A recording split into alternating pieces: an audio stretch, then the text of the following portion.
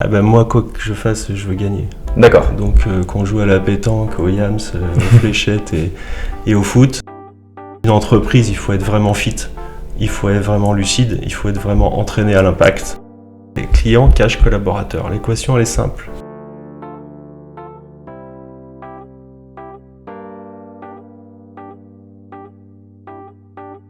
Bienvenue pour la 3e des aspirants. Les aspirants est le podcast curieux de l'entrepreneuriat lyonnais. Camille Delouis et moi-même, Loïc Vessière, sommes les fondateurs de Common, l'application mobile facilitant l'organisation de vos events et activités. Dans le cadre du lancement de notre projet, nous sommes allés à la rencontre d'entrepreneurs pour leur poser nos questions et nous avons décidé de partager ces échanges.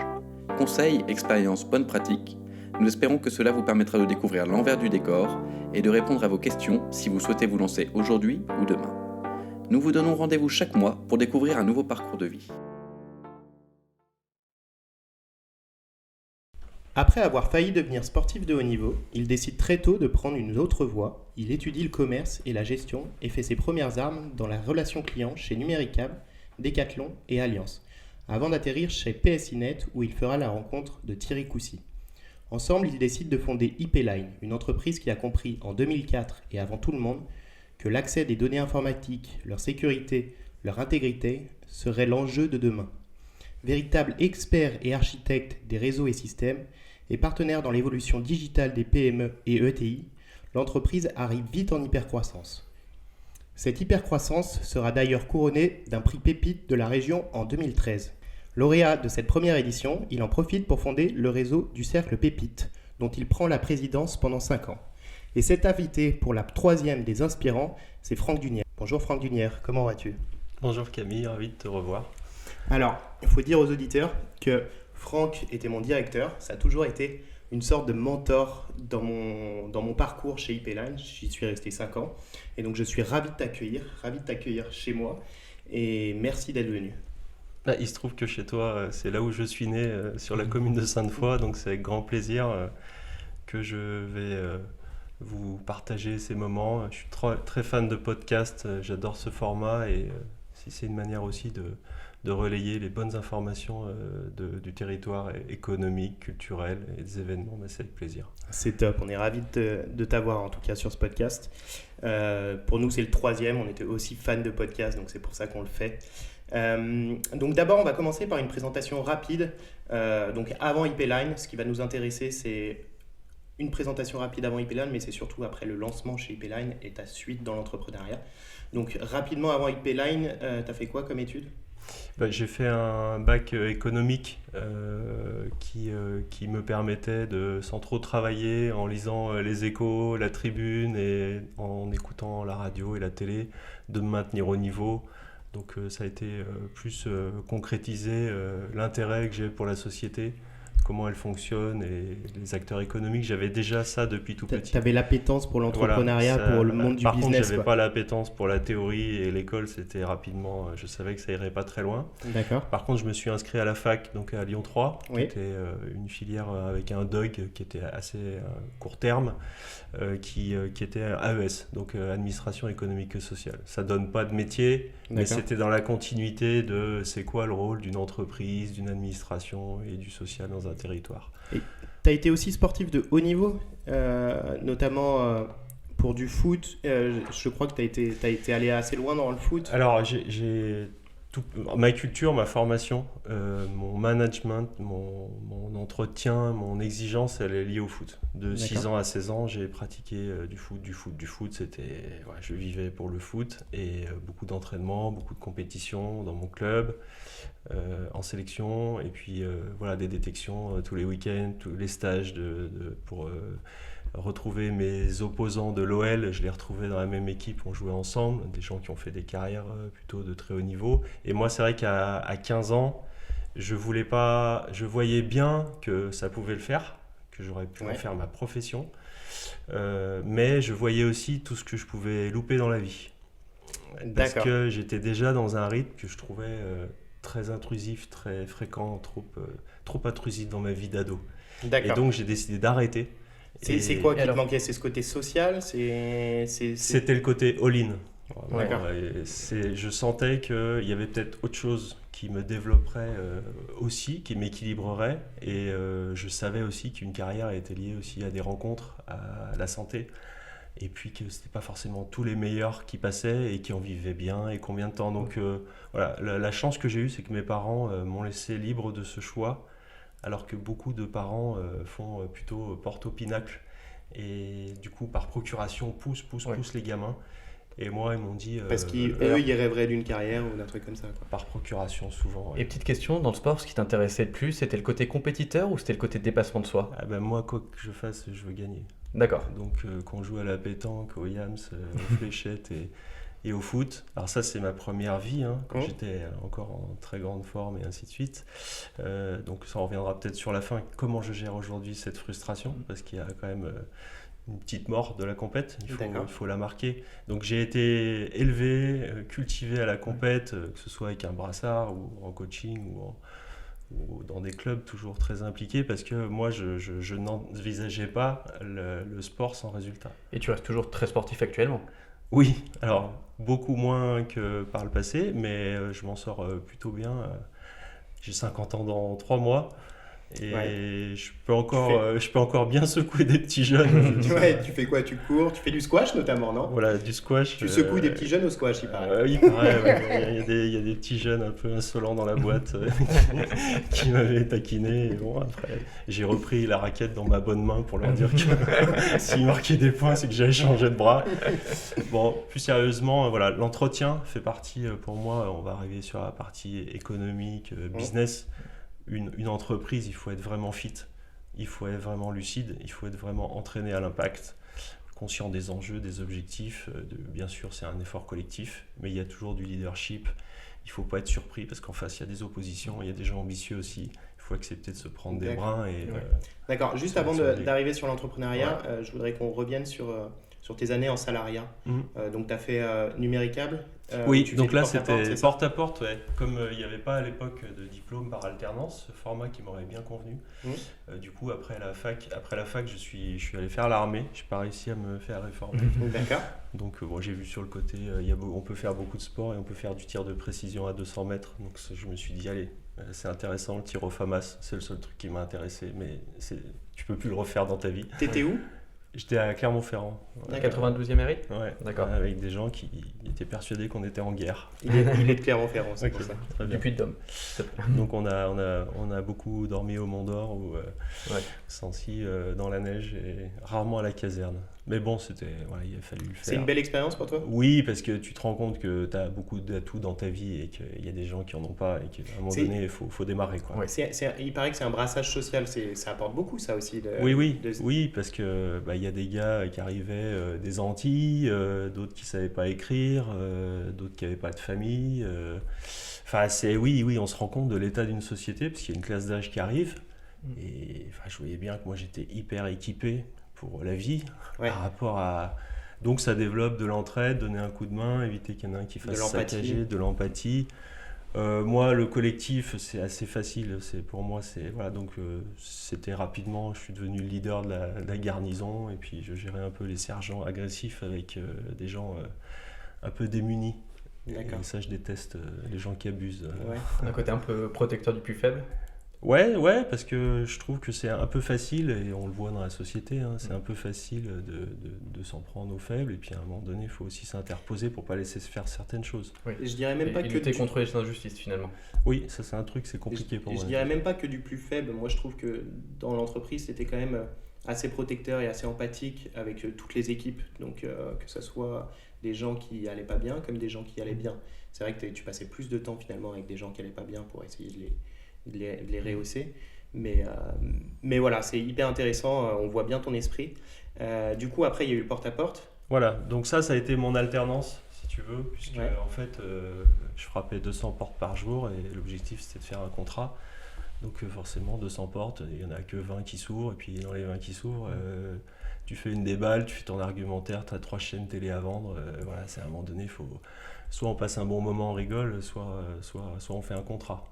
Mais néanmoins, dans l'adaptation, l'agilité, le côté altruiste, le côté prendre une information comme ça dans l'habitat, le style de la famille, il faut le voir tout de suite, quoi. Sinon, il faut s'en aller et puis aller faire la D'accord, corvée. ça t'aide dans l'argumentaire après? Je me suis dit que voilà, je me suis adapté. Il n'y a pas de formation pour ça. Le porte-à-porte, c'est la formation. Et du coup, je me suis dit, bah tiens, il y a peut-être une filière dans le conseil, la vente, parce que j'avais pas d'objectif métier en fait. Oui. Moi, je savais pas ce que j'allais faire, donc j'avais 23, 24 ans. Bon, bah voilà, c'est comme si j'avais fait un M2 et puis que j'avais redoublé. Et puis voilà, et après, le porte-à-porte m'a dit, bah tiens, il y a la vente, c'est sympa, tu conseilles, on te fait confiance, tu rentres chez les gens. Tu rentres pas chez les gens. Déjà, il y a 25 ans, tu rentrais pas chez les gens. Ouais. Voilà, maintenant, c'est... Voilà. Mais moi, je rentrais chez les gens. Ouais. On m'invitait à boire un coup, on discutait. Donc ça t'a quand même appris la ténacité. Alors la ténacité, je l'avais. Ouais. Par contre, ça m'a appris le rôle du conseil, l'ambiance, le contexte de confiance, qui fait qu'ensuite on parle des sujets de fond et on en fait une opportunité commerciale. Parce que le Et business, puis l'intuition pour finalement la découverte du besoin. Parce que toi, Oui. ce que tu dis, Alors, c'est en fonction de ce que tu vois, tu adaptes. Alors l'intuition, ça pourrait être un podcast, mais c'est Ça pourrait être le intéressant. sujet d'un podcast. Pour moi, il n'y a pas d'intuition. C'est un accès très rapide à de la mémoire très lointaine. Mais toutes les situations intuitives, on les a déjà vécues des milliers de fois. Et Donc plutôt de l'observation alors. Observation, stockage et accès à cette information lointaine qui fait que c'est là. Il y a des gens qui disent attends, je vais te faire une matrice de calcul, tout ça. Non, mais c'est là, réfléchissez pas, je peux pas te dire pourquoi, mais c'est là. Ouais. Parce qu'ils n'ont pas accès à l'information que tu as vécue. Parce que toi, c'est de Ou qui l'expérience ressemble, finalement. ou qui ressemble à ça. Voilà, moi j'ai une photothèque de situation, c'est comme ça. Et puis finalement, pour toi, c'est de l'intuition. L'intuition, c'est tu as vécu des choses, tu as eu l'expérimentation des choses. Après, tu les vois pas forcément, tu saurais pas dire pourquoi. Ça y ressemble. Mais c'est ce chemin-là. Quoi. Et à ce jour, ça m'a jamais fait commettre une erreur grave. Donc on peut considérer que le GPS, il est pas mal foutu. Donc, c'est stable. Par contre, je sais aussi maintenant ne pas prendre de décision parce que justement, j'ai pas la réassurance qui est venue. Il y a cette et c'est que c'est alerte. compliqué. C'est que c'est compliqué dans ces cas-là. Et là, il faut que je me maîtrise. Parce qu'on me dit alors, je ne sais pas. Et c'est pas facile pour moi de dire ça. Ouais. Voilà. Donc j'ai démarré après ça. J'ai eu l'information qu'un magasin Decathlon allait ouvrir à Limonest. Alors pour moi, Decathlon, c'était le must, quoi.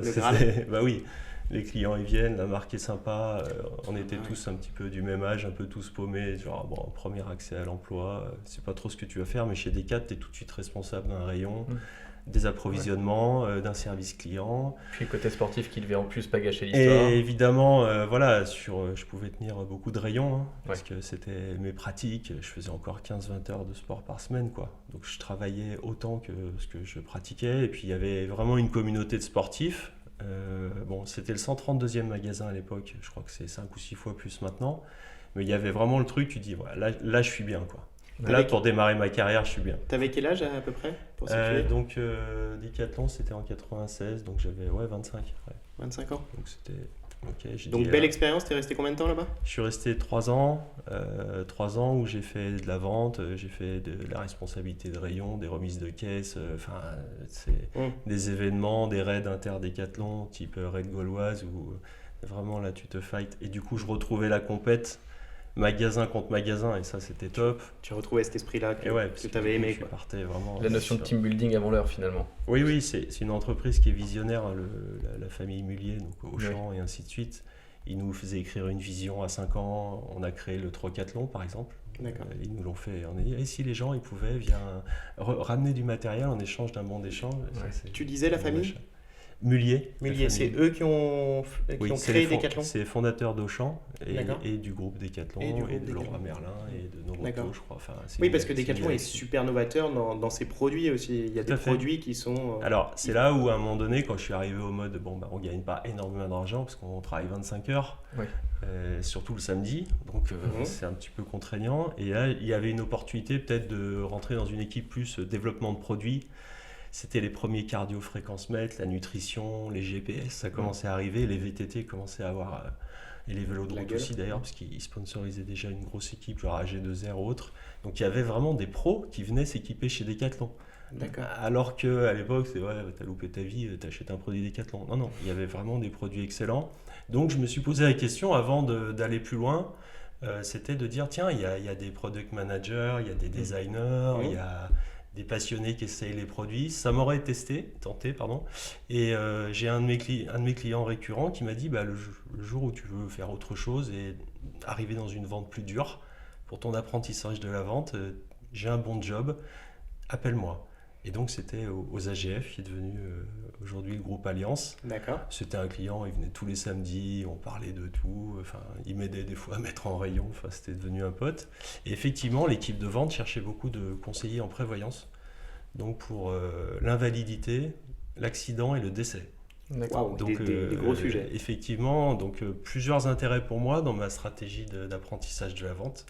Je quittais le B2C et j'allais en B2B, parce que j'adressais que des professionnels.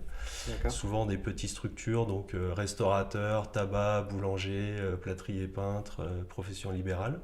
Mais pourquoi c'était des mutuelles? C'était une En mutuelle, fait, je vendais de la couverture de risque pour la santé, Ouais. mais aussi pour la famille, pour l'auto. Mais pourquoi du B2B? Tu vendais ça Bah, au tabac, C'était co-professionnel, ouais. Des Ah, non-salariés. Ok, des Et non-salariés. du coup, j'ai Ok. découvert ce que c'était que organiser ma semaine, D'accord. prendre des rendez-vous dans des créneaux horaires où la personne est intellectuellement disponible, Mhm. c'est-à-dire très tôt le matin avant d'aller faire sa maçonnerie, ou très tard le soir quand il rentrait de son chantier, ou tu vois, ou un L'adaptabilité au, chirurgien. Et ouais, du au coup, futur, au potentiel client. gérer du temps, parce Mhm. qu'on venait plus me voir, c'est moi qui allais voir les Mhm. gens. Donc c'était hyper intéressant et j'ai appris surtout, c'est très technique l'assurance, Mhm. c'est vraiment très technique et j'ai appris et ça me sert aujourd'hui ce que c'était qu'un risque et ce que c'était D'accord. un loyer pour le couvrir. Oui. Oui. Et aujourd'hui dans mon métier, on y viendra peut-être sur IP-Line, on a vraiment des risques et les entreprises elles décident de faire des traitements du risque moyennant des pare-feux, des antivirus, du conseil. Voilà, donc je réapplique aujourd'hui ce que j'ai appris à l'époque. Un indépendant qui tombe d'un toit ou un mec qui se coupe une main qui est menuisier, il ne peut plus travailler. Donc il demande une garantie de revenus. Mais pour avoir D'accord. cette garantie de revenus, il faut cotiser. Bien Bien sûr. sûr. Voilà, donc l'analyse de risque, je l'ai apprise à ce moment-là. Et c'est une boîte qui formait très très bien les commerciaux, notamment sur la partie développement personnel. Donc estime de soi, art de vendre, prise de parole en public, aisance relationnelle. Et il y avait beaucoup de juridique aussi. C'est très juridique, médical, confidentiel. Forcément. Bref, bel apprentissage, mais dans un univers où il n'y avait pas une ambiance exceptionnelle. Au niveau de l'équipe, Ouais, j'étais le plus jeune, tous les autres, on avait un décalage de génération. c'est là où tu as switché chez PSINet. C'est là où j'ai switché grâce au sport, parce Ouais. que mon patron pratiquait beaucoup de squash. D'accord. Et un soir, c'était un des derniers sports que j'avais pas fait. Et donc, il m'avait dit, si tu veux, je vais jouer un peu avec toi. Et puis, voilà, tu vas comprendre qui est le boss. Bon, je lui ai dit, ok, je connais pas. C'est vrai que le squash, il y a 900 cours en France. Il y en a 10 000 en Angleterre ou 50 000 aux US. Donc, D'accord. c'est un sport, si on t'y amène pas, t'y vas Moi, jamais. Quoi. J'ai été à Vancouver, le squash, c'est pas le sport national quand même. Non, aux US, ça commence à Ouais. prendre. Mais tant que t'as pas comme un Yannick Noah ou un Alain Prost, Oui. c'est pareil. En La squash, visibilité est pas on là. a eu très longtemps des pauvres joueurs jusqu'à ce que nos joueurs deviennent des Bah, il y a Gauthier notamment qui est. Gauthier. Puis avant, il y avait Thierry Lincou qui a vraiment fait exploser le sport. Alors, ça passe pas à la télé parce que c'est compliqué. Même si ça en visibilité, maintenant on voit mieux les balles blanches avec un fond. Mais Bien avant, sûr. c'était impossible. C'est comme le Mais- hockey. C'est très dur le hockey parce que le règlement est Le- compliqué et le palais, le il est palais. dur, ça va très vite. Donc du coup, il m'emmène et puis on va au squash Luc Dunhomme, qui est le plus vieux squash à la Part-Dieu. Et au bout de 5 minutes, un quart d'heure, en fait, le gars, il est oxy, quoi, il peut plus suivre physiquement. Moi, je sais pas jouer, mais du coup, ça me plaît Mais tu cours vachement. partout. Donc. J'avais joué assez fort en tennis, ping-pong, badminton, donc Oui, forcément. t'es pas perdu non. Ok, donc ton patron t'amène au squash. Et c'est quoi le lien du coup avec PSINet? Et en fait, à cette époque-là, donc 2000-2001, il y avait ce truc qui arrivait dans le business qui était Internet. Et il se trouve que beaucoup de mecs qui travaillaient dans Internet, ils faisaient du golf, du squash. Et du coup, je discute avec des types et ils ont l'air hyper heureux, en forme, plutôt bien entourés, drôles. Et la plupart travaillent dans Internet. Du coup, je commence à discuter tout ça. Et un de mes potes me dit, dans ma boîte, on embauche. Donc, on jouait en par équipe ensemble. Et puis, effectivement, je vais à l'entretien et donc je découvre Internet en 2001 comme beaucoup de gens. Et j'ai mon entretien le 12 septembre 2001, donc D'accord. le lendemain Le lendemain, d'une date ouais. un peu compliquée pour tout le monde. Tour du Crédit Lyonnais pour te détendre, hein, parce D'accord. qu'il fallait au 24e étage. Tout le monde m'avait dit n'y va pas. En plus du stress de l'entretien, tu voyais le zinc Ouais, arriver. Et donc c'est là que je découvre une entreprise qui s'appelle PSINet, qui était un des acteurs américains qui souhaitait s'implanter en Europe et donc en France, en rachetant des belles boîtes qui faisaient du réseau et des télécoms, mais à l'ancienne. Donc là, le poste, c'est toujours de la commercialisation. Oui, commercialisation. Et là, je franchis une nouvelle étape, c'est de produits techniques, D'accord. de vente technique complexe. Donc ce que je n'avais jamais fait. Donc B2B toujours. B2B, donc plutôt des PME, des ETI, donc plutôt des belles boîtes de la région, qui étaient des pionniers du web. Je cite volontairement les librairies de sites parce que ça a été un de nos premiers clients qui nous a fait confiance. Et c'est vrai qu'ils étaient déjà en vente en ligne. Ils disaient, C'est marrant pour une librairie. voilà, sur Terre et sur le net. Mm. C'était un de leurs slogans. Donc j'ai beaucoup appris avec eux, et notamment la DSI, Martine Valentin, qui m'a formé en disant voilà, moi j'ai besoin de tout ça, je vois bien que c'est compliqué à trouver, et dans votre boîte américaine vous avez tout. Et voilà, donc Ils avaient besoin de quoi du coup? en fait, ils avaient besoin d'hébergement, ce qu'on appellerait aujourd'hui du cloud. Ils avaient besoin de sauvegarde externalisée. On sait l'enjeu aujourd'hui des Bien sûr, sauvegardes. Ils avaient complètement. besoin de services de sécurité, de transport, de communication unifiée, de messagerie sécurisée. Donc ces gens étaient des pionniers. Depuis 95, ils étaient sur Internet. Puis avec un regard très visionnaire, parce que finalement, c'était des problématiques qui étaient très loin pour beaucoup de structures à l'époque. Voilà. Et du coup, ensuite, ils ont cartonné sur les ventes en ligne, tout maintenant un accès magasin. Donc voilà, depuis, l'entreprise a été vendue, elle est sous d'autres cieux. Mais en tout cas, moi, j'ai appris beaucoup sur l'usage du numérique en business, sur la visibilité, sur les réseaux sociaux qui commençaient à apparaître, la messagerie, comment communiquer, ainsi de suite. Et puis, comment faire du business sur Internet, que peu de gens connaissaient en 2001. Et du coup, tu étais commercial là-bas, tu faisais du business exclusivement sur Internet?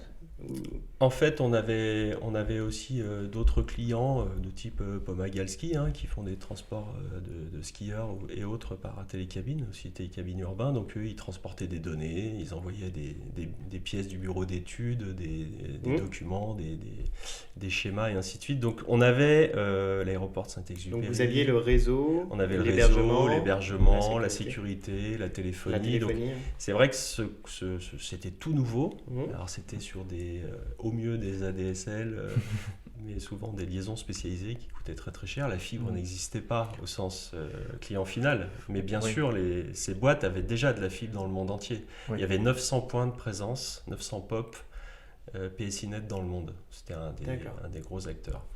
Et puis par contre ils avaient d'énormes problèmes de gestion, il y avait la problématique de stock option, et puis il y a eu la bulle qui a fait exploser tout ça. Et c'est là où je rencontre Thierry, donc tu citais dans l'entretien, qui lui a fait vraiment une formation assez élevée techniquement, il était câblé pour la technique, et on se rencontre par hasard, la vie, est-ce que c'est pas un assemblage d'hasard? Ça a été un des directeurs d'agence, il est arrivé comme C'était le directeur de l'agence, donc il est arrivé en 2002, donc moi j'ai D'accord. un an de boutique. Mhm. Rapidement, je vois qu'il est très fort en technique, qu'il assimile très vite, et puis on fait un duo. Moi, je l'amène sur les rendez-vous où je comprends rien encore. Donc lui, il fait ton rôle d'avant-vente finalement. Voilà, c'est ça, on démarre comme ça, et puis on rencontre un jeune très talentueux qui postule pour un stage, qui s'appelle Willy. Déjà chez PSINet? Ouais, c'était la fin de PSINet C'était la fin de 2003, PSINet, pour ok. en arriver à la création de DeepLine. Pourquoi ça s'est fini PSINet? En fait, ils avaient d'énormes soucis financiers. C'était D'accord. vraiment cette période avec une valorisation, une dévalorisation, une machine à rêve qui a fait exploser le système entre 2001 et 2003. Par contre, et c'est là où Thierry a été visionnaire, comme tu disais, c'est tout va devenir IP. D'où le nom d'IP-Line. D'accord. Et du coup, on poste des annonces. On se dit, IP pour les gens qui ne sont pas dans l'informatique ou dans le réseau, tu peux le définir? Je dirais c'est comme l'adresse postale dans une Ouais. rue. On est au 50, au 60 et ainsi de suite. Là, l'IP, c'est l'Internet Protocol, c'est votre adresse Internet en fait. Donc chaque box a une IP. Chaque box, chaque serveur, chaque téléphone, chaque imprimante. Donc tout va passer par là. Tout va passer par là, et c'est la vision de Thierry. On a partage en 2003. Et il me dit, moi ça tombe bien, j'ai envie de créer une boîte depuis très longtemps. Si tu veux, on la crée ensemble. Alors, nouvelle opportunité. Hein. T'as quel âge à ce moment-là ? Donc c'est en 2003 quand on en parle, donc j'ai 32 ans. Et on crée IP-Line le 1er avril 2004. Et entre-temps, ce qui est drôle, c'est qu'un des hommes clés et qui représente beaucoup l'avenir à ce jour, Willy, il trouvait pas de boulot, lui. Il avait son diplôme IUP réseau, une belle formation, mais il trouvait pas de boulot. Vous avez un beau diplôme, mais vous n'avez pas d'expérience. Eh oui, je viens d'avoir mon diplôme. Enfin, voilà, c'est le truc. C'est trop précurseur. Tu dois avoir le bon diplôme, 25 ans et 25 ans d'expérience. Ouais, Non, c'est pas possible. Du coup, il postule un peu... il se survend et on met une annonce, nous, recherche expert one ou consultant avant-vente. Ah ouais, il vient. Et il arrive et avec Thierry, on se regarde. Lui, c'est qui ce gamin ? Lui, il manque pas d'air. Il a du culot. Il a du culot, on va discuter. Et c'est vrai que c'est un vrai talent. Rapidement, il démarre avec nous. Et du coup, Thierry lui dit, écoutez, les gars, si vous voulez, on s'associe et on crée la structure. Donc en 2004, IP-Line, tout va devenir IP. Et alors, est-ce qu'à ce moment-là, c'est que finalement, c'est l'opportunité qui est à saisir ou il y a quand même une envie entrepreneuriale en toi avant ça ? Plutôt le 1. D'accord. Oui. J'ai pas de... Tu t'es jamais posé la question en Non. fait ? C'est ça ? Non, mais c'est pour ça que des fois, je prends des décisions qui peuvent surprendre les gens. C'est que ça, c'était pas prémédité. D'accord. Alors, j'avais même pas vraiment d'envie ou de... Comment dire ? J'avais pas vraiment besoin de nourrir ça. C'était pas marqué. J'aurais pu faire autre chose. Il se trouve que le truc arrive. C'est un truc de survie, parce que la PSINet ne va pas bien. Thierry me dit, je monte un business. De toute façon, la boîte est morte. Hein. Alors, je dis, ok, on va prendre le risque. Je préfère venir avec toi, parce que je voyais bien comment il fonctionnait. C'était quelqu'un qui voyait assez vite et assez loin. Je préférais être dans cette... T'as fait confiance ? Voilà, j'ai fait confiance. Au bonhomme, et quoi. Comme souvent, ma vie... il y a un peu de recul maintenant, la confiance c'est un truc, ça se négocie pas, tu peux pas la trahir, c'est très difficile de revenir dessus quand tu as franchi la ligne. Et là il y avait à la fois, j'ai bien envie de lui faire confiance, même si on se connaissait très peu. Et finalement, avec des gamins en bas âge, il y avait aussi la famille qui se constituait. Pour toi ? J'ai eu un premier choix de dire, est-ce que je fais pas la première erreur de ma vie de ne pas rester dans un groupe américain ? Stabilité, oui. Ouais, parce que tu as pris un gros risque. T'avais 2 gamins, c'est ça ? Oui, 2 ans et puis l'autre en route. D'accord. Oui, donc en plus pas des longues nuits. Et voilà, et du coup, forcément, faut essayer de tout prévenir, de tout assurer. C'est un choc une famille, hein, ça modifie beaucoup de choses. Et du coup, tu dis, puis en plus de ça, tu te décroches des 2 mains au niveau du boulot, tu quittes une boîte qui était superbe il y a 3 ans et tu vas suivre des mecs que tu connais pas trop, qui ont l'air hyper sérieux. Mais je me suis dit quand même, le bénéfice est plus d'aller dans la techno avec des experts de la techno que de continuer de raconter sur ta carte de visite ingénieur d'affaires, machin, d'une boîte qui est morte. Et en fait, c'est ça je me suis dit, ils sont sérieux, je leur fais confiance. Et du coup, on a démarré le trio. Donc Willy avait 22 ans. En fait, tu as fait le choix de dire, il y a 2 personnes qui ont l'air d'être des tueurs, moi je veux bosser là-dedans. Ouais. Allez, pourquoi pas, quoi. Et en plus, dans le trio, on avait des rôles hyper bien répartis. Vraiment, il y avait le bizdev, il y avait Thierry qui faisait finance et bizdev, puis il y avait Willy qui gérait la technique et le développement. Ouais, il a commencé comme ça. Du coup, on a développé notre ERP sur lequel tu as travaillé. C'est lui qui l'a créé, quoi. Donc, quand tu dis, il y a des mecs qui ont créé un ERP, tu dis, déjà c'est fait. Ça fait pas de business, mais ça nous aide. Un ERP, pour ceux qui connaissent pas, c'est les logiciels de gestion d'entreprise. Voilà, donc aujourd'hui, on parle de système d'information, parce que ça correspond bien à l'actualité. Bien sûr. L'entreprise, elle a des informations, des données personnelles ou pas, et elle doit justement préserver tout ça. Et nous, c'est l'acte 1 de la boîte, on crée notre système d'information, et c'est Willy qui le développe. C'est marrant de commencer par là, quoi. Et oui, et moi je disais, mais attends, vous êtes sérieux ? On va mettre du développement, il faut trouver des clients. Moi, ça a été le premier choc. Et en fait, ils avaient raison. Il fallait structurer la donnée pour justement pouvoir, dans ton offre, rassurer les clients pour dire, nous, on est hyper sérieux au niveau de la donnée.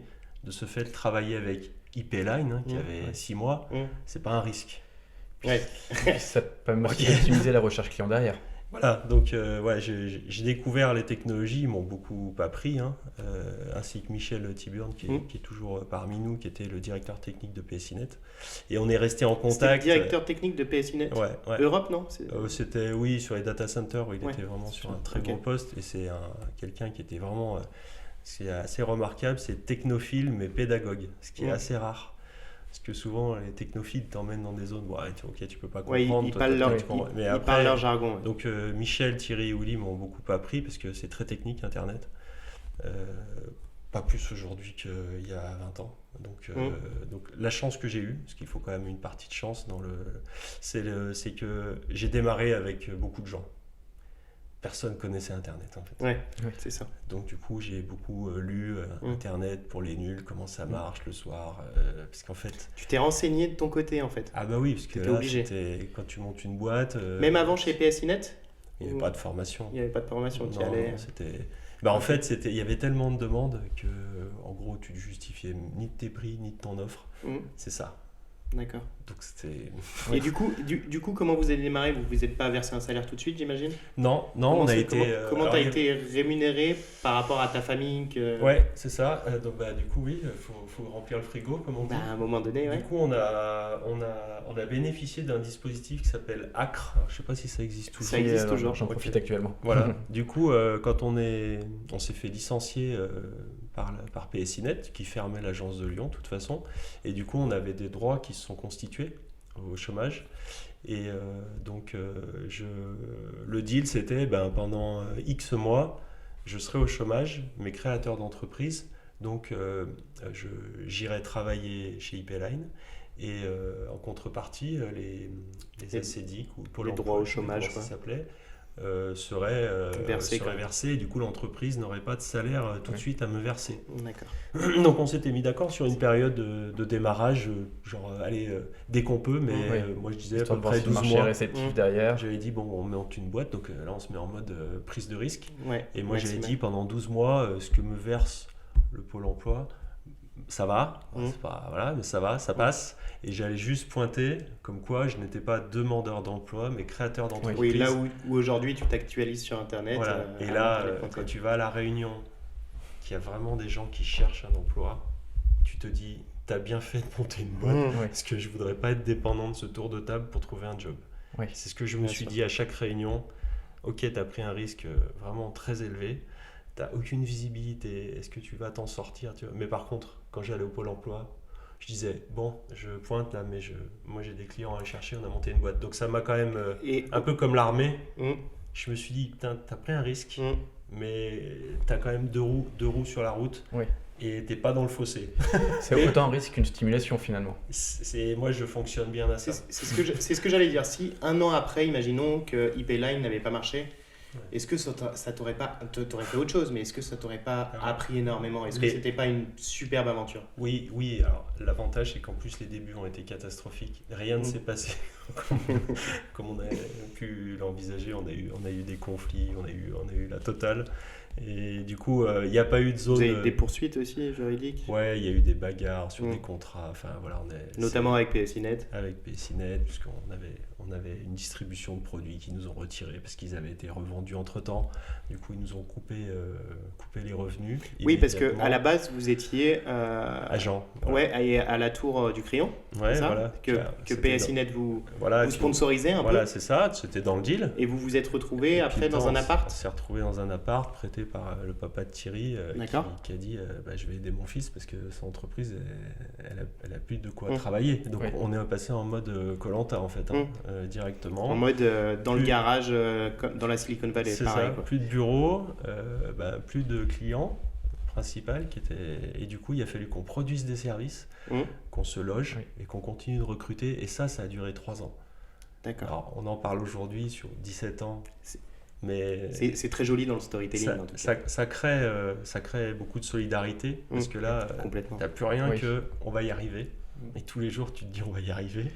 Donc, et c'est là où on découvre Caluire un peu par hasard, parce que l'appartement était grande rue de Saint-Clair à Caluire. Et c'est vrai qu'aujourd'hui, Donc 17 ans après et quelques déménagements, on est toujours à Caluire parce Vous êtes que je toujours à pense qu'il y a un Caluire. attachement à ce territoire Peut-être, ouais. et ça fait partie du truc, ouais, c'est un peu le quartier quoi. C'est le quartier Ah, général. on est dans des vrais locaux maintenant, mais Et tu dis que finalement tu avais une deadline au début de 12 mois, c'est que tu as pris le risque d'augmenter ta deadline ou au contraire c'est qu'il y a quand même le marché qui commençait à accrocher, vous commenciez à constituer votre clientèle, il y avait quand Ouais, même un c'est- CA qui commençait à se générer. ça marchait bien. Ça D'accord, marchait bien, ça rapportait pas ce qu'il fallait, mais d'accord. ça marchait, donc c'était hyper motivant de te dire que serre les dents.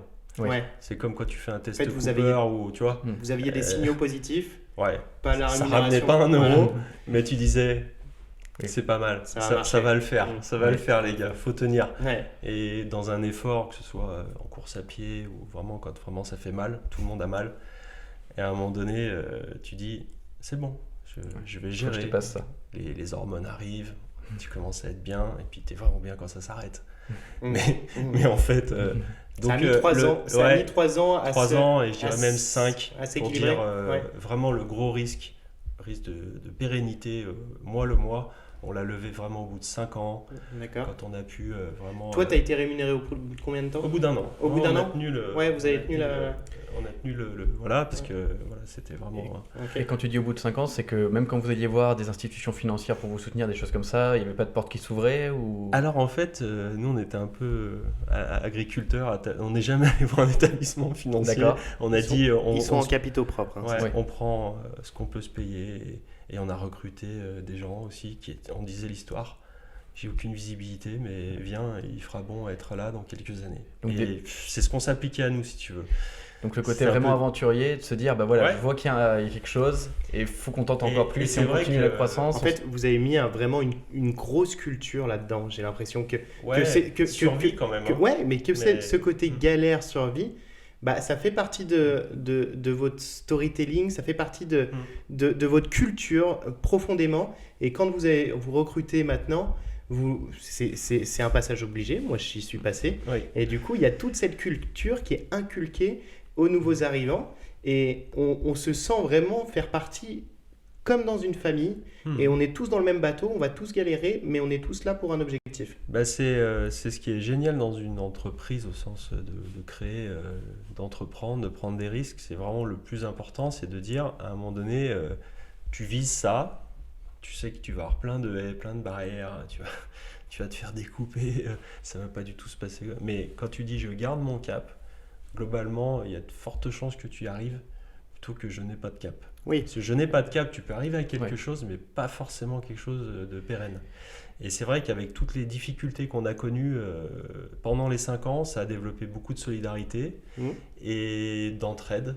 Et pour moi, dans une entreprise, c'est ça. Une boîte qui n'a pas ça, là en ce moment-là, ben voilà, c'est juste, il n'y a plus rien, C'est les gens galère. sont chez Ouais. eux. Ouais. Ah ben c'est une communauté, une Ouais. boîte.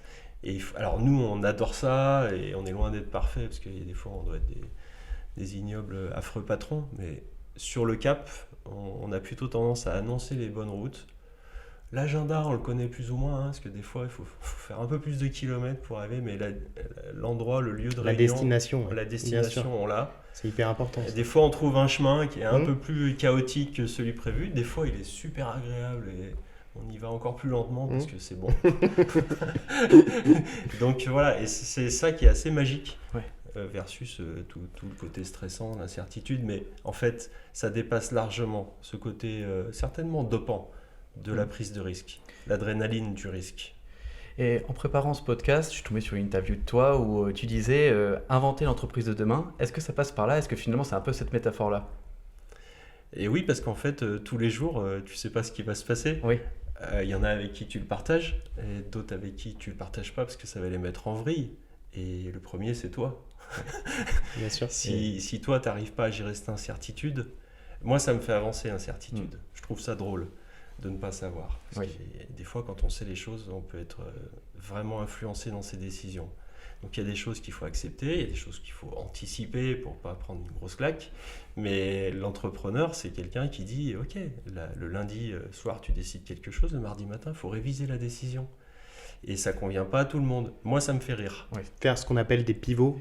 Des pivots, des petits pivots de 5 degrés, hein. Faut pas que ce soit du 50. En ce moment, il y a des gens qui font des pivots, ils sont obligés de faire des pivots radicaux. Mmh. Ils sont 100, ils sont 60 3 jours après. Donc, Complètement. Ça c'est Et violent. là, Et ça peut être un vrai échec. Là, ça déséquilibre le système. Et en fait. surtout, tu peux prendre une charge émotionnelle injuste, mais quelque part que les gens te renvoient, c'est pas l'aventure que tu m'avais dit. Ouais. Oui. Et ça doit être dur en ce moment, les entrepreneurs là. Finalement, ce que je trouve assez marrant dans ce que tu nous expliques, c'est que tu arrives un petit peu dans l'entrepreneuriat plus par opportunité que par vrai désir, mais que finalement, tu as vraiment l'esprit entrepreneurial derrière. Et finalement, c'est assez marrant de voir que cet esprit s'est peut-être construit, ou peut-être que tu l'avais déjà avant sans t'en rendre C'est compte. comme les intuitions. Oui, finalement, c'était déjà présent, c'est juste qu'il a fallu Oui. l'opportunité qui permette de le développer. Ouais. Et puis moi, après, une fois sur une situation, j'observe, je regarde mes adversaires, le règlement, en fait, tout se remet en place. Oui. Ça, je le perdrai pas. C'est comme le vélo. Voilà, tu sais faire du vélo, tu reprends un vélo 30 ans après, tu refais du vélo. Et c'est vrai que je me repositionne sur ce que j'ai appris au foot, où il faut être à la fois individuellement prêt, mais collectivement, il faut connaître ton rôle. Dans une entreprise, c'est pareil. Tu fais du bizdev, tu fais de la technique, tu fais de la qualité, tu fais des RH et ainsi de suite. Et à un moment donné, tu travailles pour un collectif. Oui. Il faut que les objectifs collectifs ils soient connus. Et il faut aussi dire, là, on va avoir du mal. On va jouer le maintien ou on va jouer l'accession. C'est pas du tout les mêmes enjeux, surtout quand il y a du leadership, de la confiance et des investisseurs, quand c'est le cas, quoi. Ouais, quand il y a des investisseurs, c'est autrement plus compliqué. Exactement. Du coup, il y a eu ces 5 ans de un peu galère quand même. Ouais. Et après, vous êtes parti en hyper-croissance, ce qu'on appelle hyper-croissance. C'est après ces 5 ans ou c'est encore plus tard? Oui, c'est arrivé 7-8 ans, donc 2012. 2012, il y a un label qui se crée à Lyon qui s'appelle le programme Pépite, qui est créé par la CCI et la métropole de Lyon. Donc 2 institutionnels qui sont là pour faire rayonner le territoire et l'emploi. Et du coup, un de nos salariés était en colocation avec quelqu'un qui travaillait à la CCI.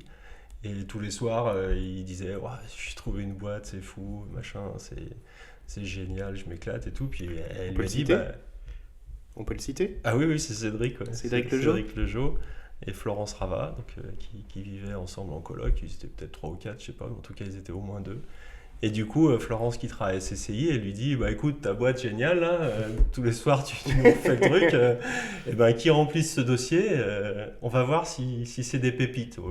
Cédric. Alors juste avant d'arriver sur les pépites, je veux juste rebondir sur la boîte géniale.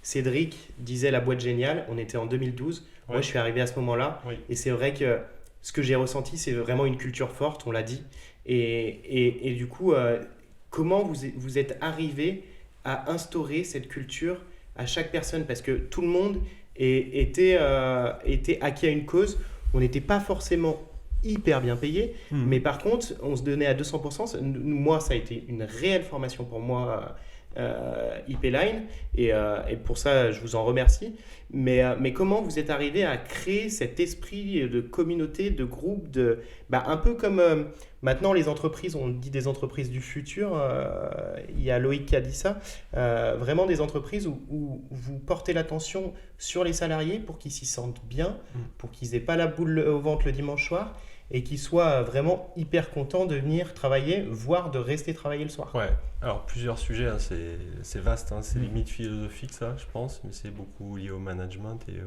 au projet de l'entreprise. Quand tu arrives en 2012, et Cédric et l'expérience Pépite dont on parlera après, on est une vingtaine. Et quand je dis une vingtaine, il y a 6 alternants. Oui. Donc on est encore une TPE. On venait d'avoir des locaux assez digne de ce nom. Donc en fait, on se dit que l'entreprise n'a pas encore des moyens nécessaires pour payer les ingénieurs de haut vol qui travaillent chez Orange, SFR et Bouygues. Parce que c'est ça, nos compétiteurs de l'époque, qui sont aussi nos fournisseurs. Ça, c'est la difficulté de ce marché. On n'a pas non plus un business plan, on va aller là, dans 3 ans on sera là. En fait, on découvre encore. Et surtout, on se pose la question, qu'est-ce qu'on a envie de vivre nous 3 20 personnes, c'est hyper sympa. Ouais. D'accord. C'est super cool. C'est facile. C'est génial. La réunion, elle est tous les matins ou tous les midis. On a une cuisine, on fait de la casse-croûte, on allait faire des petits casse-croûtes sur le bord de beaucoup d'informels. Beaucoup d'informels. Ouais, c'est bon. Un check visuel, on sait que quelqu'un va bien. Ouais. Et on se dit, l'entreprise, on a réussi, on est encore en vie, enfin on peut le voir, on est encore en vie, c'était déjà une réussite. Hein. Oui. Et du coup on se dit, c'est quoi après quoi ? Qu'est-ce qu'on a envie de faire ?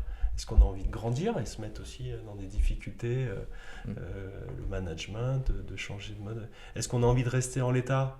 Et est-ce que ce ne serait pas une erreur ? Est-ce que c'est viable de rester en l'état ? Et on a tout retourné dans tous les sens, il fallait grandir. Il fallait grandir parce que les clients, ils avaient besoin, par exemple, de ne plus travailler qu'en heure ouvrée, mais travailler en heure non ouvrée, y compris nuit et week-end.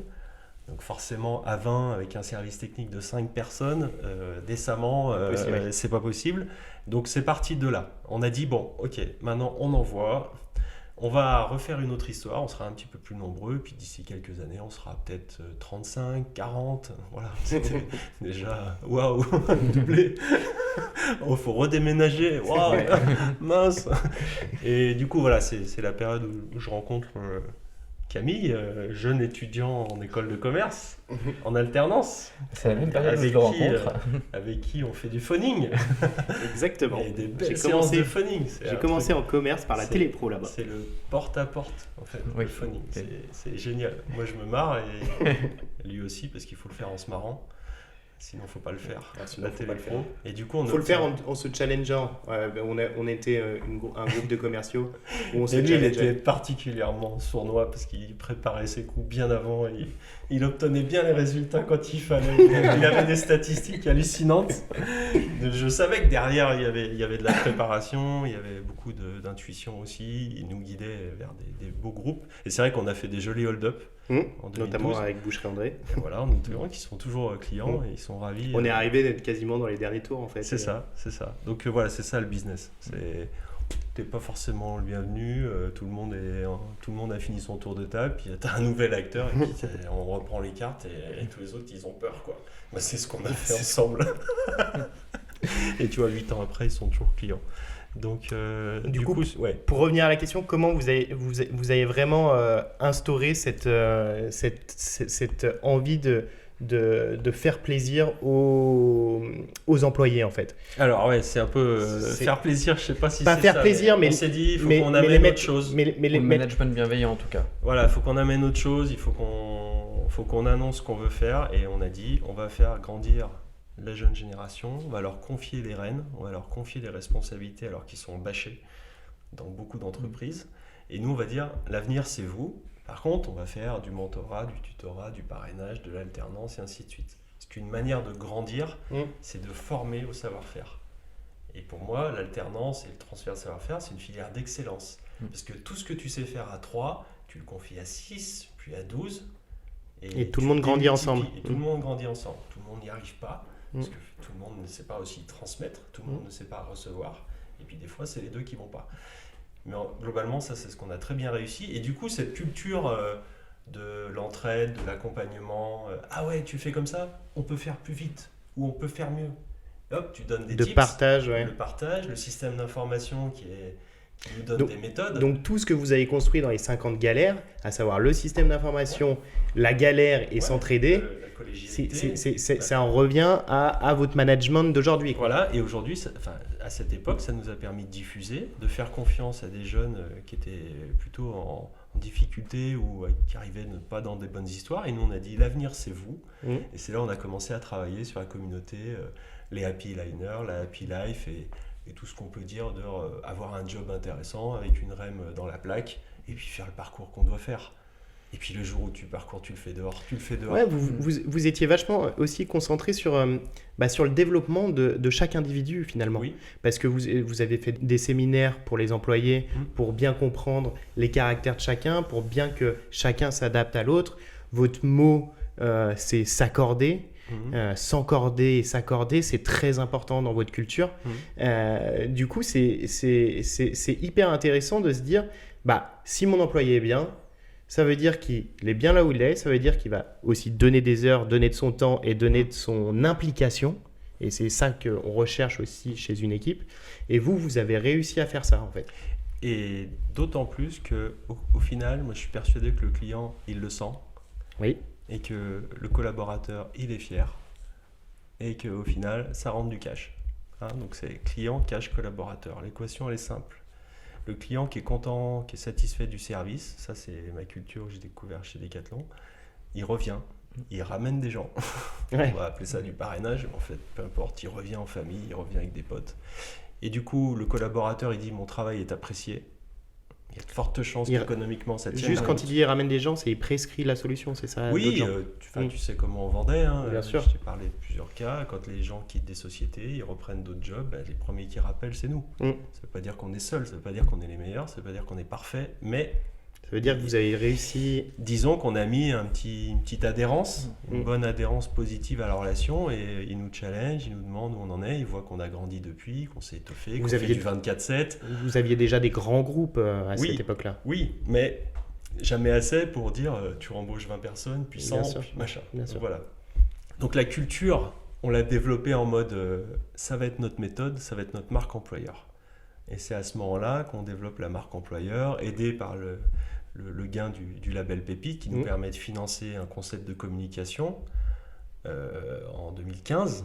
Donc on a créé Donc, en 2004, hein, en concept de com en 2015. Le label Pépite, vous l'avez eu en 2013, c'est ça? 2012, ouais. 2012. Mm. Et du coup, Donc, c'est un label que tu disais distribué par les institutionnels Oui. qui récompense Donc une 10 élus. D'accord. Et donc on est dans les 10 élus. en 10 élus chaque 2012. année, c'est ça? Oui, Et ce chaque qui est année. récompensé, c'est le côté novateur, c'est le côté croissance, c'est le côté Alors, il y a management bienveillant, c'est un peu de tout ça. Alors ça, le management bienveillant, ça c'est venu après. Mais Ouais. il y avait trois critères d'éligibilité. Il fallait avoir le siège dans la métropole, D'accord. une des 59 communes. Il fallait être moins de 250 salariés, donc pas une ETI, D'accord. une PME. Et il fallait faire 30% de croissance par an pendant les D'accord. 3 dernières années. Alors nous, l'avantage, c'est que la boîte était toute petite, c'était plutôt 50-70%. Mm. Oui. Donc on a pété les compteurs, on était 20 donc éligibles, et on était avec Caluire, donc, voilà. Donc du coup on a gagné ce label qui nous a donné beaucoup de visibilité. Après on y reviendra peut-être Donc, dans ton... On va y revenir, ouais. Donc du coup, vous avez gagné le fait de pouvoir faire une campagne de communication plutôt interne d'ailleurs. En fait on choisit un thème. D'accord. Une fois pour moi on a eu notre premier diplôme d'entrepreneur D'accord. grâce aux pépites, Ouais. parce que ça s'est su dans la presse, à la Mm. télé et ainsi de suite. Donc ça nous a aussi rassurés, on dit tiens on a fait un truc. Donc ça vous a médiatisé. 8 ans après, Ouais. IP Line, c'est voilà. Donc tu commences à dire bon ok d'accord, bon à ce moment-là on change de table, on change de division. Oui. Qu'est-ce qu'on fait? Donc beaucoup plus facile pour nous identifier, pour postuler, Bien sûr. parce que du coup IP Line, il y a une pépite à Caluire, ça marche bien. Puis même dans nos discours à nous, discours, dans téléprospection, Exactement, on est pépite. on est pépite, faut qu'on se voit. C'est une anomalie si on se voit pas, on se connaît pas. Mm. Bah oui, d'ailleurs c'est pour ça que je vous appelle. En gros c'était le Mardi ou jeudi? C'était le script que tu peux pas oublier, hein, évidemment. Et du coup, ça donne une garantie et ça nous donne, nous, tiens, on a fait un truc en fait. Voilà. Première étape, c'est en place. Ça se sait, et puis maintenant, il faut amplifier. Ça y est. Mais ça a l'effet marque employeur, visibilité à l'embauche, ça a été énorme, 2012. Ouais. Et du coup, là, tu décides avec, j'imagine, d'autres lauréats du Cercle Pépite, du programme Pépite, de fonder justement le Cercle Pépite. Oui, alors donc en fait, dans les 10 premières pépites, il y avait un dispositif d'accompagnement de 2 ans par la CCI et la métropole, et on choisissait le thème développement commercial, visibilité, recrutement, marketing, communication, business plan, levée de fonds. Et nous, on choisit concept de communication, et c'est là où on crée le Don't Worry, Be Happy, qui convient bien à notre métier. Don't worry, il y a du risque, mais be happy parce que tu es chez IP Line. Donc ça marche super bien. Et c'est fait par des consultants, designers et ainsi de suite. On n'aurait jamais eu Avec une les petite moyens. musique de Bob Marley en attente, c'est ça? Bobby McFerrin. Bobby Marley. Ok. Et Bob Marley l'a chanté aussi, non? Oh, peut-être. Et donc en fait, si je comprends bien, c'est la mise à disposition de ressources extérieures et c'est financé par les institutions qui vous ont C'est délivré le label. Voilà, pendant 2 ans. Donc on part tous individuellement, les 10 lauréats, dans des parcours. Et on se voit à la fin du parcours, tous. Et ils nous demandent un retour d'expérience. Qu'est-ce que ça vous a apporté? Est-ce que vous êtes content? Est-ce qu'il faut continuer les pépites? Parce que c'est un gros investissement. Et on a prévu d'en faire 10 par an pendant toutes les années. Et nous, on dit, bah ouais, génial. Ça. Ah ouais, vous aussi, vous êtes passé de 20 à 40. Toi aussi. Donc on trouve une génétique commune, c'est-à-dire que pour grandir, on a besoin d'un accompagnement. Parce que le chef d'entreprise, le dirigeant... Grandissons ensemble, quoi. Et surtout, il ne sait pas tout. Bien sûr. Il ne sait pas tout. Et autour de la table, on dit, ah mais toi, et là, maintenant, je sais pas, t'as une idée?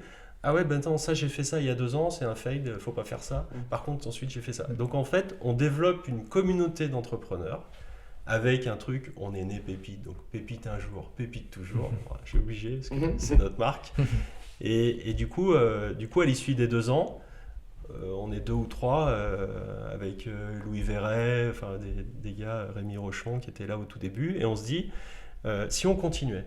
On est bien là, on a fait, certains sont devenus potes, d'autres clients, d'autres fournisseurs, mais c'est pas le but. Et on dit, si on continuait entre nous, et si on prévoyait quelque chose qui accueilleront les futurs pépites en mode un petit peu comme des alumni, quoi. Ouais. Du coup, il fallait quand même aller valider avec les institutionnels que ça posait pas de problème. Et en fait, on a été super bien accueillis. Donc par la métropole et la CCI, ils nous ont dit c'est super. Donc on a dit est-ce qu'on peut garder, est-ce qu'on peut créer un nom de notre association, parce que je voulais qu'on soit indépendant financièrement. D'accord. En fonction des élections, Oui. parce que ça va vite, toutes ces choses-là. Et comme nous on disait, c'est un truc génial qu'on va créer entre entrepreneurs, l'association, avec un bureau, une petite cotisation syndicale, et puis c'est parti quoi. Et du coup, ils nous disent, super, pépite, vous pouvez garder. Et donc là, on cherche un mot pour faire un petit peu fermé quand même. Oui. Et du coup, on dit cercle. Cercle, c'est premium, ça fait un petit peu adhésion. Et du coup, on crée le cercle pépite en juillet 2015. On démarre à une 12aine. Aujourd'hui, il y a 35 adhérents. D'accord. Et Donc tous lauréats de Pépite des 10 dernières années. C'est la génétique qui doit être Pépite. D'accord. Et depuis donc, le programme Pépite, il y a 90 pépites. D'accord. Et nous, tous les ans, on propose à ceux qui finissent le dispositif de nous rejoindre dans l'association. Et là, aujourd'hui, on est 35 pépites dans le cercle. C'est génial. Donc, ce qui permet d'être éligible, si je comprends bien, c'est d'avoir été pépite, d'avoir eu cette période de 2 ans et d'être sorti. D'accord. Et puis d'avoir une boîte en forme avec un dirigeant sympa. Donc, il y a quand même des critères. Finalement, ce que ça vous apporte, c'est de gagner du temps et pas aller faire des erreurs que d'autres dans les pépites ont déjà faites, quoi. On a eu une super réunion ce matin, là, donc c'est des créneaux genre 8 à 10 ou 18 à 20, et donc on partage des sujets. Vous vous réunissez tous les combien de temps? C'est variable? C'est l'actualité. D'accord. Ok. S'il y a un thème, on réunit tout le monde. En ce moment, voilà, c'est du Teams évidemment. Oui. Par contre, on a des moments dans l'année avec, on fait des sondages. Quels sont les sujets difficiles pour toi? Donc ça peut être, ce matin par exemple, c'était l'actionnariat des collaborateurs. D'accord. Sujet hyper intéressant. Les levées de fonds, la digitalisation de mon offre, l'ubérisation de mon marché, comment je passe le Covid, comment restructurer ma boîte. Et il y a des sujets. D'accord.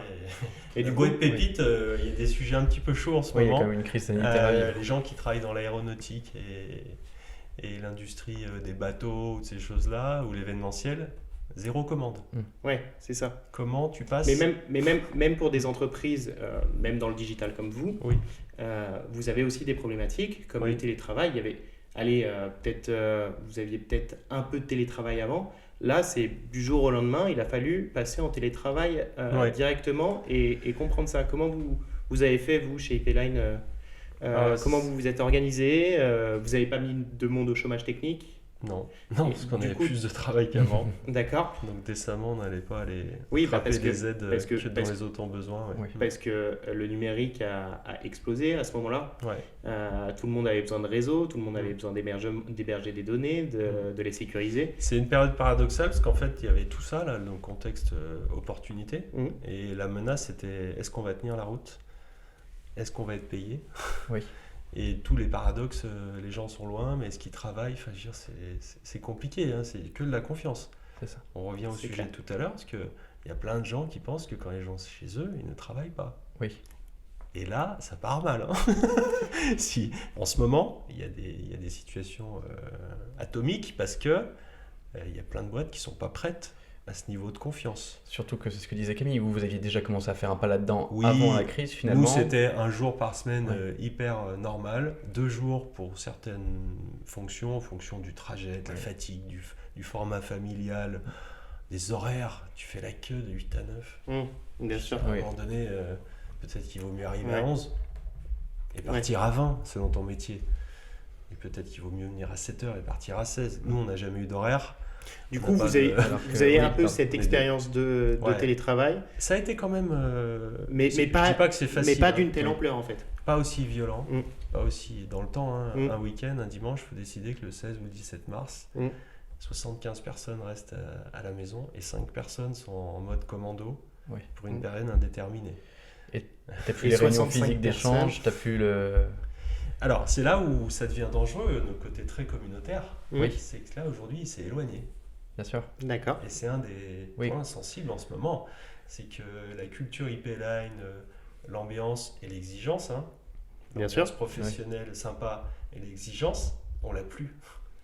D'accord. Et on voit qu'il y a des personnes qui en souffrent. Ouais. Bien sûr. Ce côté, quand je viens là, je suis bien, je suis chez moi. Ah, parce que Ouais. les gens. Puis il y a le côté Et t'as isolé l'impression- déjà, et puis t'as t'as presque l'impression cette plus-value. d'abandonner. Enfin, Mm. on a des trucs alors, durs mais sympas à gérer. Les gens, ils pensent que parce qu'ils sont loin, ils ne sont plus utiles, parce qu'ils abandonnent. Et donc là, c'est des dispositifs D'accord. psychologiques Ok. qui sont... Faut Puis Parce on que arrive c'est aussi des dans cette personnes- complexité, je pense, quand on va lire certains mails, on va avoir la manière de le lire Ouais. et de le percevoir, alors que si on l'avait dit sur une phrase, on aurait compris tout de suite l'intonation et l'esprit Ouais. qu'il y avait derrière. Et puis nous, l'organisation qu'on décrivait tout à l'heure, elle est nativement collégiale, collective. Il y a très peu de travaux solo. Le travail solo, on y reviendra peut-être dans le sujet d'après, ça se fait très bien tout seul et Oui. beaucoup plus vite. Pas de nuisance de son, de transport, et moi je vais 10 fois plus vite solo. Par contre, quand il y a du projet, Bien sûr. du brainstorming, de l'accord, et là il faut se voir. Donc il c'est faut ce se que voir. c'est la différence que tu fais entre le télé robuste Oui. et le télé Ouais. fragile. Ouais, c'est ça on a pas mal échangé avec le CERC et puis avec le Collège de Paris aussi, avec qui on travaille beaucoup avec le CEMA.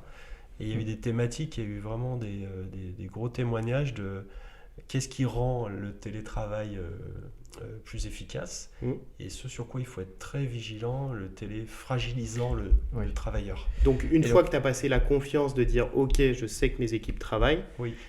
ça c'est mis de côté. Oui. Maintenant, tu as un nouveau paradigme qui est dire bon, quand est-ce que mes équipes sont efficaces réellement Ouais. et quand est-ce qu'elles ont besoin de se voir, quoi. Ouais, C'est ça. et surtout, tu te l'appliques à toi, parce qu'en fait, quand tu es en projet à distance, ça marche pas. Oui. Ça marche pas. Tout est compliqué, même avec des super outils. Il manque l'intensité, le regard, le geste, il manque le non-verbal, il manque... et surtout, il faut prendre beaucoup plus de temps pour arriver au même résultat. Tout est au moins 20 ou 30% plus long.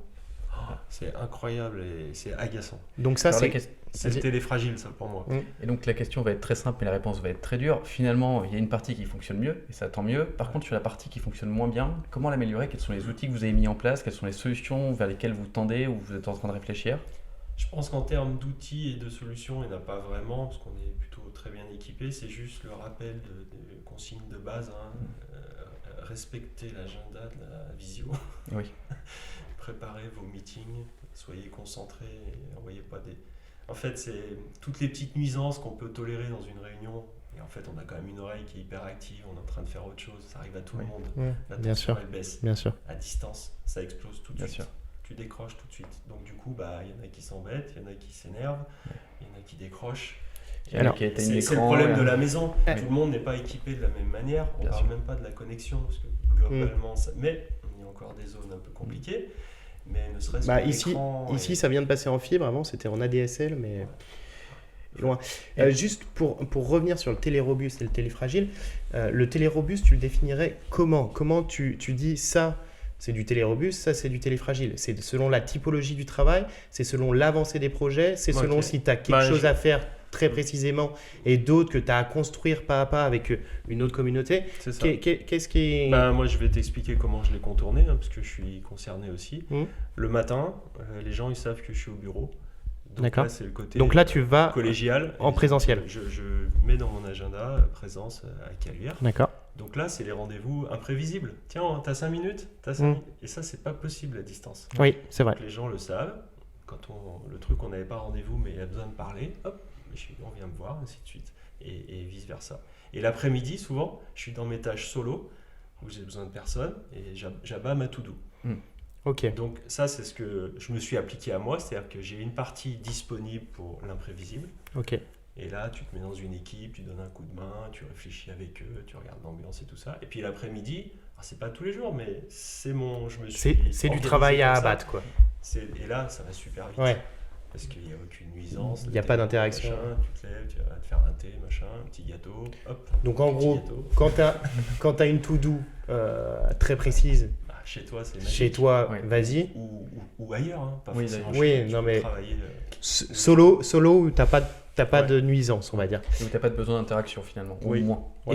Et pour alors toi, c'est plus des questions qu'on va te poser, on va interagir avec toi, mais quand tu m'avais parlé de Téléfragile, j'ai pensé aussi, quand on monte un nouveau projet, nous on est dans le cas, nous on se voit 2 fois par semaine, parce qu'il y a aussi pour ma part du développement, et moi j'ai une to-do, et que si je ne fais pas au moins 3 ou 4 jours par semaine dessus, l'application elle n'avance pas.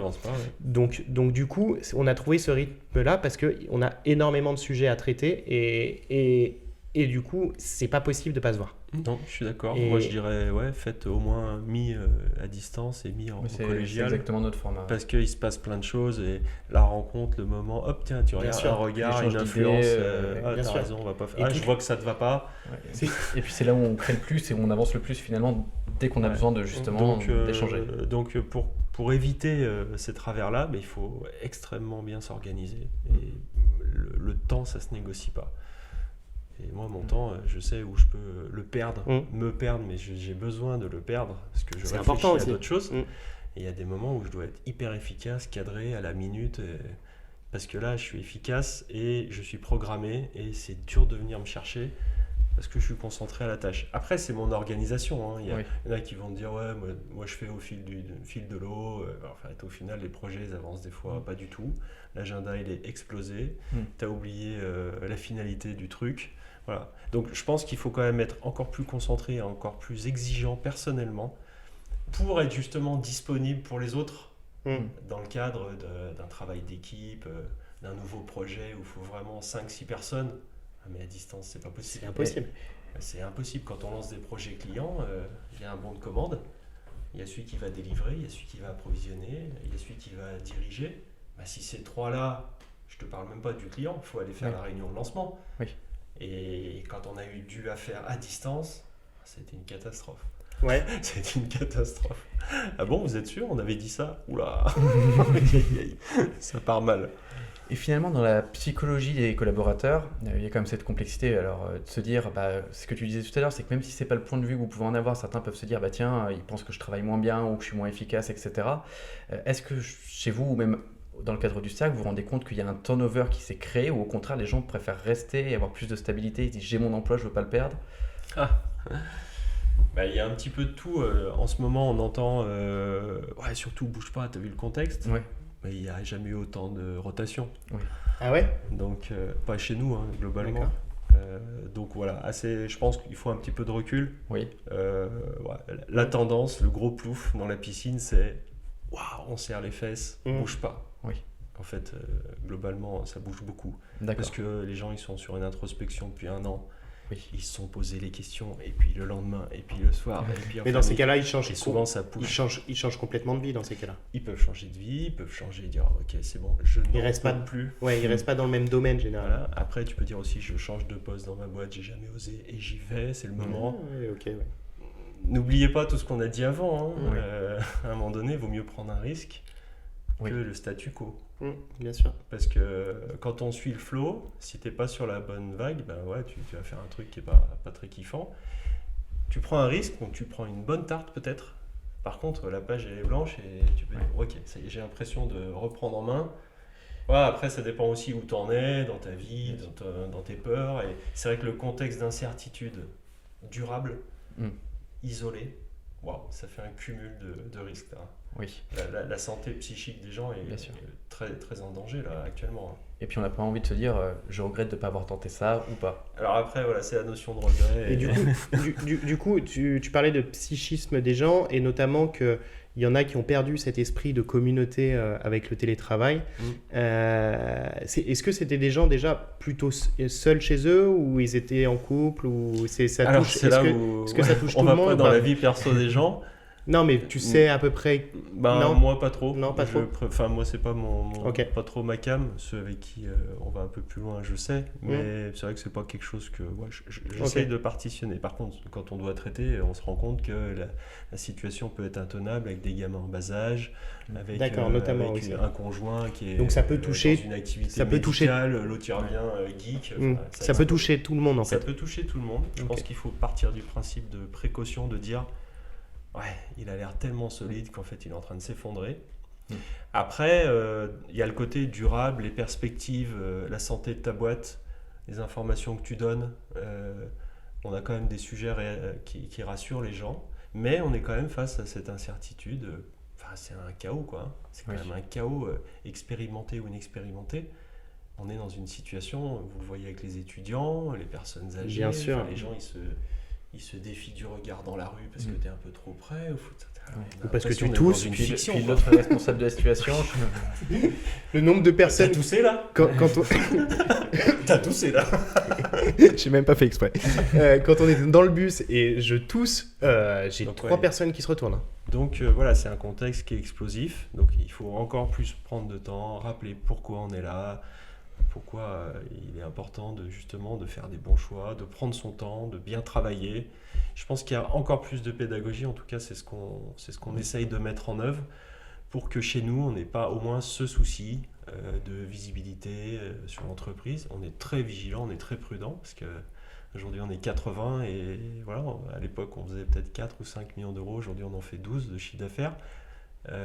Voilà, c'est quand même quelque chose qu'on ne traite pas de la même manière. Donc on est prudent tout en essayant de dire ça il ne faut pas douter, ça il ne faut pas douter, ça il ne faut pas douter. Mais l'humain, face au doute, ça tombe vite dans de la peur et de l'anxiété. C'est clair. Oui. Et donc souvent c'est pas là où on s'éclate. Bien sûr. Pour finir sur ce sujet, du coup, on espère en tout cas que le Covid à un moment donné va s'arrêter. Quels sont les... Tu nous disais, toi, au niveau de ta structure de travail, du coup, ça t'a apporté des choses, c'est-à-dire que tu fais du présentiel le matin, du télétravail l'après-midi, pour justement le côté télé fragile et télé robuste. Et du coup, toi, qu'est-ce que ça t'a apporté et quelles leçons tu en tires pour IP Line, pour ces choses-là?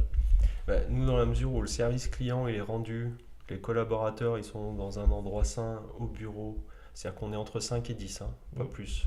Et ça va durer parce qu'il n'y a aucune raison. Les locaux sont grands, donc on va continuer pour ne pas incorporer le risque qui viendra de la maison cette fois. Bien sûr.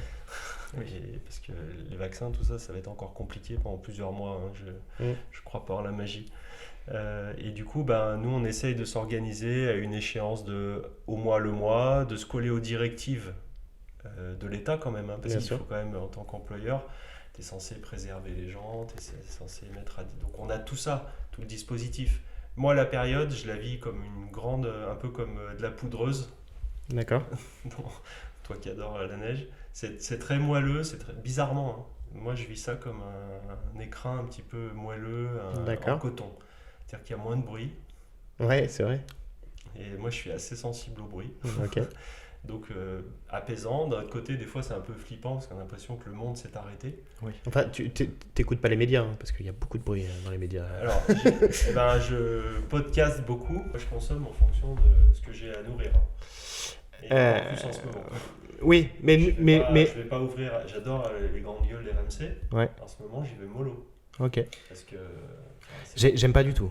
Ouais. Moi, j'adore, pas du tout. Là, en ce moment, je sais qu'il y a besoin de ça en plus. Ouais. Mais ça m'a fait penser à un truc que tu avais dit, je sais plus pourquoi je me souviens de ça, mais on avait amené un client à DC for Data, donc c'est un data center, un centre d'hébergement de données. Et du coup, tu disais, moi, j'écoute plus les médias, je fais plus de la politique, ça m'abrutit. Et j'essaye d'aller vers autre chose, justement, qui m'instruit. Là, on peut parler des podcasts, on peut parler aussi des chaînes YouTube, des trucs comme ça. Il y a vraiment, moi, je me suis formé complètement en photo, en développement et tout ça sur les chaînes YouTube. Il y a vraiment d'autres médias qui permettent vraiment de t'élever et de donner la meilleure version de soi-même. En tout cas, merci Franck, d'être venu sur ce podcast. Merci beaucoup. On a passé un très très bon moment avec toi. J'espère que ça a été la même chose. Pareil. Ce podcast n'est pas tout à fait fini. Ah, On a une série de questions t'as la boîte à questions. exactement, auxquelles il va falloir répondre. Ta première idée venue. Le en plus gros. spontanément possible. Eh ben super. C'est moi qui vais me charger de tes questions rafales. Donc je vais te poser plusieurs questions. Tu essayes de répondre le plus rapidement possible. Je commence tout de suite. Destin ou chance? Destin. Passé ou futur? Futur. Lundi ou vendredi? Les deux. Sainte-Foy, Caluire ou Lyon? Sainte-Foy. Kinésiens. Sieste ou pas sieste? Sieste. Formel ou décontracté? Décontracté. Mail ou téléphone? Téléphone. Commencer tôt ou finir tard? Les deux. Petit déj au bureau ou after work dans un bar? Plutôt after work. Enfin bon, en ce moment. Plutôt. En ce moment, c'est compliqué. Ouais. Préparé ou improvisé? Improviser, mais une préparation est parfois nécessaire. Terrain ou bureau? Terrain. Utopiste ou réaliste? Et utopiste. Goût du risque ou safe life? Goût du risque. Quel conseil tu donnerais à un jeune entrepreneur? Ne pas écouter ce que je vais vous dire. Et alors donc, quel est le meilleur conseil qu'on t'ait donné? N'en fais qu'à ta tête et tes intuitions. Quelle est ta pire nuit blanche à cause du boulot? Non, pas boulot. Non, c'est. J'ai cette distance. J'ai eu des nuits blanches, mais sur d'autres sujets. Et pour finir ce questionnaire, quel livre conseillerais-tu? Ah, il y en a plusieurs. Mon livre. Alors pas forcément dans l'entrepreneuriat. Ah non, pas du tout. Oui, eh ben, Non, non. Moi, mon livre préféré, c'est Le Rouge et le Noir. d'accord, Stendhal. Stendhal, oui. Donc voilà, à relire assez régulièrement. Et puis L'écume des jours. Voilà. D'accord. Un vrai- Boris Vian. Ouais, un vrai kiff. Ouais, puis Baby Foot, enfin, il y a plein d'autres trucs. Mais ouais, plutôt ces deux-là qui sont presque des livres de chevet, quoi. Alors en tout cas, on te remercie pour ta participation. Alors il nous reste juste une petite question avant de te laisser repartir à tes activités. Est-ce que tu aurais pour nos auditeurs un podcast ou une chaîne YouTube à recommander? Alors tu parlais de podcast juste avant. Oui, alors j'en consomme beaucoup, j'en ai vraiment besoin dans mes nuits, dans mes temps de repos, dans mes temps de conduite. C'est des moments où voilà, j'aime bien les livres aussi audio. Il y en a de plus en plus, donc ça c'est Oui. c'est intéressant au lieu d'un roman, on l'écoute. Et moi j'ai une audition assez développée. Donc les émissions, c'est beaucoup de chaînes info de type RMC avec du sport, du business, de l'économie. Et si tu devais en choisir un en particulier, une émission, un podcast, n'importe quoi. Alors, tu m'en autorises Allez, un par thème. Allez, en sport, c'est l'after-foot Ok. sur RMC. Avec Daniel Riolo, c'est ça? Voilà, Gilbert Bribois. Mm. Et en culture, ça va être France Inter avec Le Masque et la Plume, qui traite à la fois de théâtre, cinéma et de bouquins. Mais j'adore Une heure en série aussi, parce que je suis très fan de séries. Donc le cercle série sur Canal ou autre. Parce que la télé est aussi une manière de podcaster pour moi. Oui. On regarde plus rien en live. Oui, tout en replay Et maintenant. voilà, et du coup c'est un vrai luxe. Et moi je m'éclate avec ce côté à la demande en permanence. Oui. D'ailleurs, moi je ne comprends pas. Mon père regarde et ma mère regarde encore la télé en live. Et je ne comprends pas, parce que quelquefois ils disent il n'y a rien à la télé ce soir. On subit. Ouais. Oui. Mais ils subissent pas le programme. Ouais, mais c'est vrai qu'ils ont ils ont eu l'habitude. Donc les deux, le sport, et puis c'est vrai que les séries et les bouquins, le théâtre, et ça me fait bien kiffer, France Inter. Très bien. Qui aimerais-tu avoir l'occasion d'entendre dans ce podcast? Waouh. J'ai pas forcément de réponse. Donne-moi, je sais pas, qu'est-ce que... Alors Je sais pas, t'aimerais peut-être savoir un parcours de vie de quelqu'un qui t'entoure, de quelqu'un que t'admires, de quelqu'un que...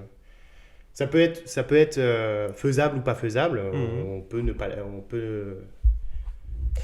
Je pense qu'il y a quelqu'un dans le territoire qui a un beau projet entre le business, le sport et qui est une belle chef d'entreprise. C'est Marie-Sophie Obama, la patronne de LDLC Asbel. D'accord. Oui, c'est ça. Et voilà, qui est une ancienne sportive, donc basketteuse de haut niveau, que j'ai connue toute jeune quand elle était à la SPTT d'Aix. Et elle est dans le projet de Tony Parker. Oui. Donc on s'est croisés un soir, on a fait un témoignage commun sur la partie management, performance, entreprise. C'est une fille assez solaire, qui a un projet super avec l'ASVEL féminin. Un vrai projet autour du projet aussi d'ASVEL Basket qui est très ambitieux. Et ouais, chouette parcours et belle rencontre. D'accord. Marie-Sophie Obama. Ok, c'est noté. On va voir si on arrive à la faire venir. Je pense que si vous la sollicitez, elle le fera. Ok. Et enfin, où est-ce qu'on peut te retrouver ? Est-ce qu'on peut te suivre sur LinkedIn ? Est-ce que tu as certains circuits où on peut te contacter, où on peut te retrouver facilement, te suivre ? Déjà, je crois que tu aimes bien LinkedIn, non ? Ouais, LinkedIn, c'est bien. C'est un super outil. Oui. Moi, je suis en contact avec des gens hallucinants et qui m'apprennent beaucoup de choses en contact direct. LinkedIn, c'est vraiment là, je suis assez réactif. Contrairement au téléphone et au mail où je m'en sors pas, comme plein de gens certainement. T'es accessible aussi, on arrive à te contacter facilement. Ouais, alors ça dépend pourquoi et ça dépend par qui. Je comprends. Et c'est pour ça que je suis là aujourd'hui, parce que je crois dans votre projet les gars. Mais ouais, LinkedIn c'est un média de folie. Pour les auditeurs ou autres, travaillez vraiment... c'est vous quoi. LinkedIn c'est la visibilité. J'ai commencé LinkedIn il y a 1 mois à peu près. Ouais. Vraiment. Ça permet de faire des rencontres incroyables. Vraiment des gens qui ont des expériences folles qu'on ne se connaît pas et d'un coup en un clic de messagerie on discute en direct quoi. Oui. C'est vraiment fou et par contre il faut s'en préserver aussi parce qu'il y a des sollicitations voilà, mais pas plus que dans les mails. Donc moi je me régale vraiment dans LinkedIn, c'est un très très bel outil. Ouais. Ok Franck. Donc Franck Bunière sur LinkedIn. C'est ça. Top. Voilà, ce podcast arrive à sa fin. Je te remercie d'avoir pris le temps de venir discuter avec nous. Je rappelle qu'on peut te retrouver sur les réseaux sociaux, LinkedIn et Facebook, non ? Ouais, Facebook c'est un peu plus la famille, mais oui aussi. Merci beaucoup en tout cas. Merci beaucoup. Merci les gars et bonne réussite à Comment